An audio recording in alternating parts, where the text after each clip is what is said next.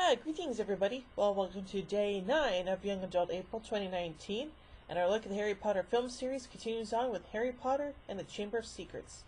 So for this one, I'll just be looking at the plot and the production of this movie. So, without further ado, here we go. Harry Potter spends the summer with the Dursleys without receiving letters from his Hogwarts friends. In his room, Harry meets Dobby, a house elf who warns him of a peril that will take shape if he returns to Hogwarts. Dobby reveals that he intercepted his friend's letters and destroys the cake in order to prevent his return to school. The Dursleys lock Harry up, but Ron Weasley and his older twin brothers, Fred and George, rescue him with their father's flying car. While purchasing school supplies, Harry and the Weasley family encounter Ruby's Hagrid and Hermione Granger. They attend a book signing by celebrity wizard Gilderoy Lockhart, who announces that he will be the new Defense Against the Dark Arts teacher. During a small confrontation with Draco Malfoy, Harry meets Malfoy's father, Lucius, who discreetly slips the book into Ginny Weasley's belongings, which only Harry sees, but he mentions this to no one. When Harry and Ron are blocked from entering platform 9 3/4, they fly to the Hogwarts in the flying car.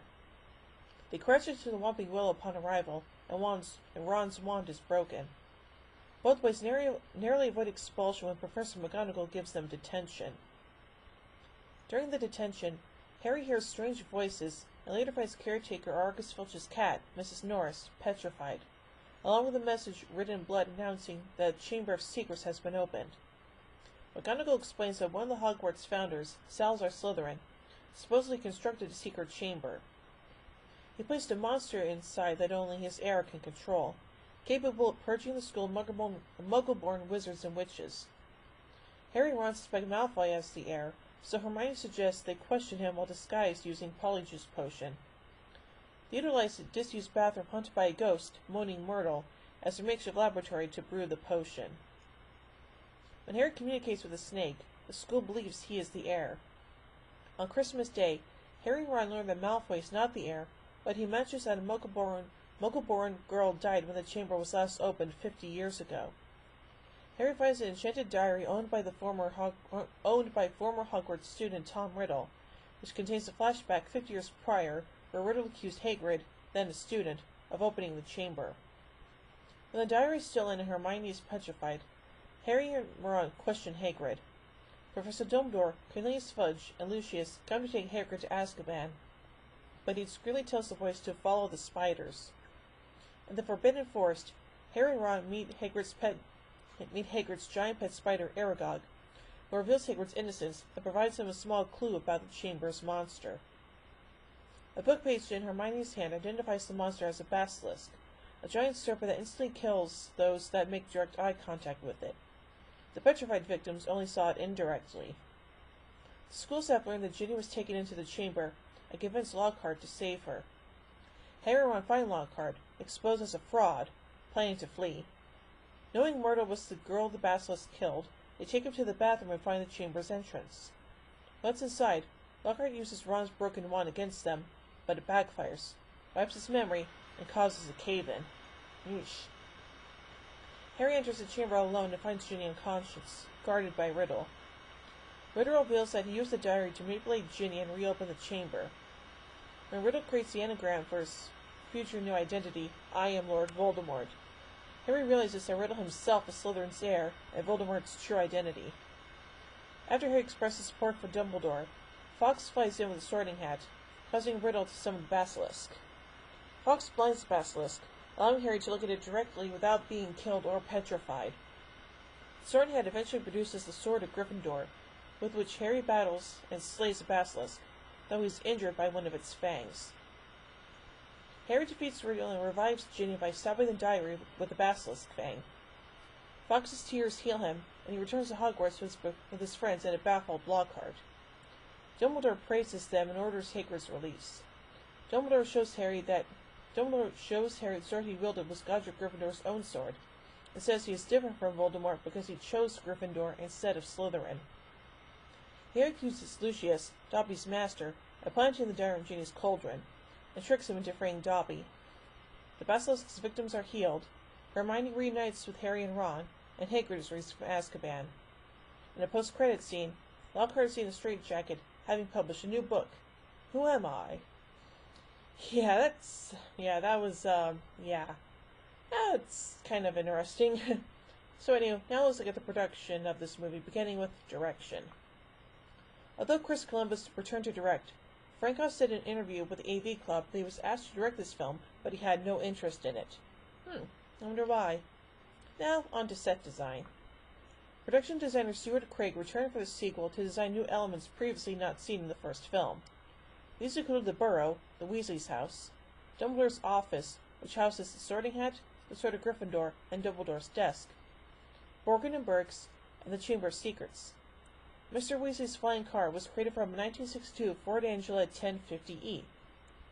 105E. So that's nice. Now, filming. Principal photography for Chamber of Secrets began on November 19, 2001, just 3 days after the wide release of the first film. The first 3 weeks of shooting consisted mostly of second unit work on special effects, primarily the flying car scene. First unit photography then began in Surrey, England, at number 4 Privet Drive, Little Whining, for scenes taking place at the Dursleys' home. Filming continued on location at the Isle of Man and several places in Great Britain. Leavesden Film Studios in London made several scenes for Hogwarts. Other locations were shot in England, including Hogwarts Express and at King's Cross Railway Station platform 9 3/4. The famous cloisters of England's Gloucester Cathedral were used as the setting for Hogwarts School. Originally, a scene in which Lucius Malfoy is confronted in Dumbledore's office ended sooner, but the final exchange is ad-libbed. Jason Isaacs felt his character would have said something after being humiliated, and Columbus asked him to try. According to Isaacs, he improvised, quote, "Let us hope Mr. Potter always be around to save the day." Isaacs was impressed by Daniel Radcliffe's maturation as an actor based on his own improvised line, "Don't worry, I will be." University of Cambridge linguistics professor Francis Nolan was hired to construct the Parseltongue language for the scenes where Harry Potter was talking to snakes. Principal photography wrapped in the summer of 2002, while the film spent until early October in post-production. In a change of cinematography from the first installment, director Chris Columbus opted to handheld cameras for Chamber of Secrets to allow more freedom in movement. That's interesting. Now onto sound design. Due to the events that take place in Harry Potter and the Chamber of Secrets, the film's sound effects are much more expansive than in the previous installment. Sound designer and co-supervising sound editor Randy Tom returned for the sequel using Pro Tools to complete the job, which included initial conceptions done at Skywalker Sound in California and primary work done at Shepperton Studios in England. Now, last but not least, the music. John Williams, who composed the previous film's score, returned to score Harry Potter and the Chamber of Secrets. Scoring the film proved to be a difficult task.